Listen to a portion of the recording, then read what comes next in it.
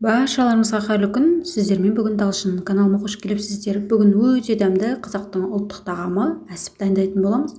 Жасалу жолы өте қарапайым. Қонақ келгенде немесе отбасыларыңызға жасап берсеңіздер, тойымды тағам түрі. Міндетті түрде осы рецептпен жасап көріңіздер.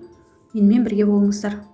Енді бізге осылай қойдың өкпесі, ішек қарны және тоқ ішегі, іш майы қажет болатын болады. Осыны жақсылап тазалап, жуып, қайнатып алатын боламыз.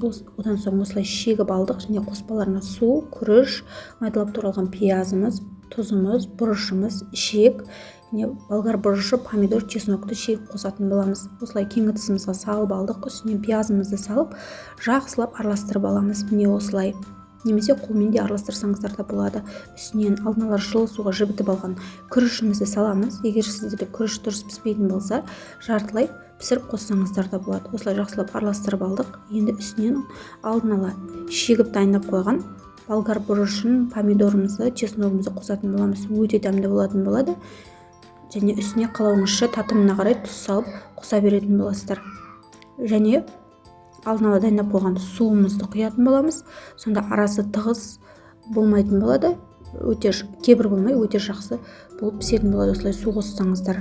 Енді үстінен бұрышымызды саламыз. Жақсылап араластырып, осы салмасын дайындап қоятын боламыз. Осылай болып шықты біздің салмамыз. Мінекей салмасын дайындап қойдық. Енді ішек қажет болады. Және осылай баклажканың басын кесіп алдық.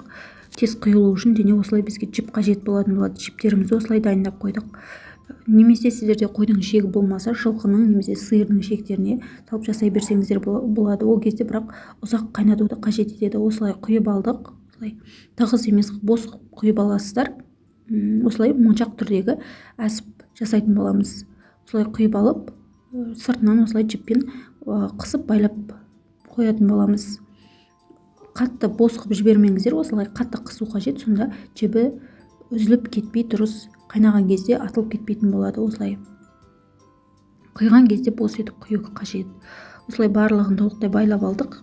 Қалған менде ішек болмағандықтан осылай пакетке салып, қалған әсіптерімізді осылай пакетке құйып дайындап қойдым. Енді осылай газымызға салқын суымызды құйып, барлығын кастрөліміздің ішіне орналастырып шығамыз. Қайнағанша оттың астын жоғары етіп қоятын боламыз. Енді осылай қайнап шықты. Және алғашқы қайнау барысында осылай көбігін алып тастаймыз. Өкпе және қарындар болғандықтан осылай көпіршік шығатын болады.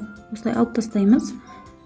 Енді осылай ішіндегі қалып кеткен ауаларын осылай инемен немесе ағаш таяқшамен осылай тесіп шығарып тастайтын боламыз.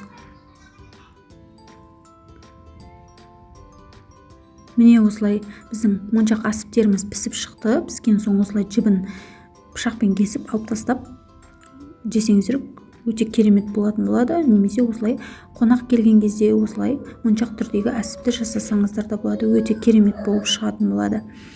Және қалған пакетке құйып істеген әсібіміз де өте керемет болып шықты. Егер сіздерде үйде ішек болмаған жағдайда осылай пакетке құйып жасасаңыздар да болатын болады. Өте керемет болып шықты. Өте дәмді. Жасап көріңіздер.